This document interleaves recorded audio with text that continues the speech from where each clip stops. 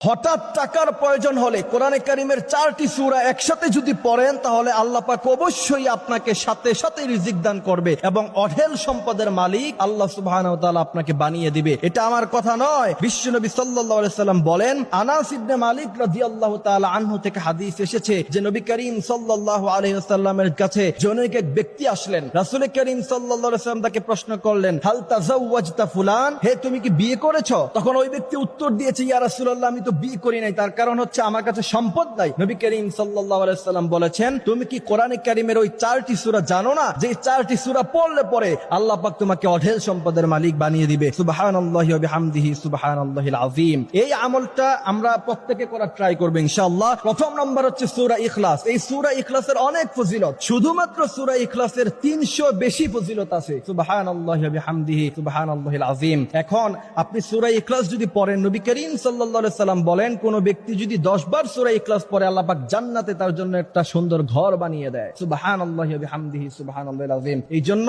প্রথম নাম্বার হচ্ছে সূরা ইখলাস, এটা আমরা নিয়মিত পড়ব। দ্বিতীয় নাম্বার হচ্ছে সূরা নসর।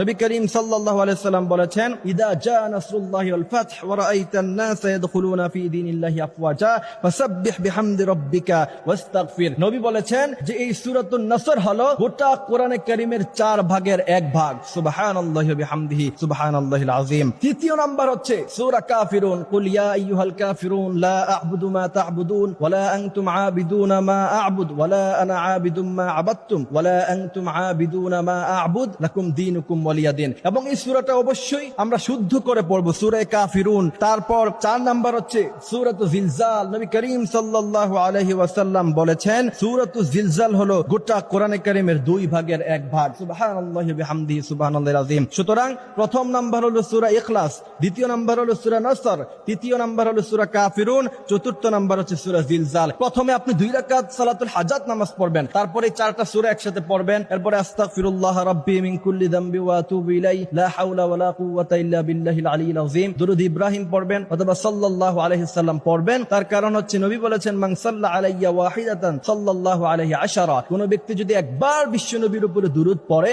বিশ্বনবী বলেন আল্লাহ পাক 10 বার তার উপরে রহমত নাজিল করে। এরপরে যদি আপনি আমলটা করার পরে আল্লাহ পাকের কাছে চাইতে পারেন, আল্লাহ বলেন, ইন্না রাব্বাকা ইয়াবসুতুর রিজকা লিমান ইয়াশা ওয়া ইয়াকদির। আমার কাছে অজস্র আছে, অসংখ্য আছে, তুমি কত চাও আমি আল্লাহ তোমাকে দিয়ে ভরপুর করে দিব। এই জন্য আমরা অবশ্যই এই আমলটি করব ইনশাআল্লাহ। আল্লাহ পাক আমাদেরকে আমলটি করার তৌফিক দান করুক, আমিন।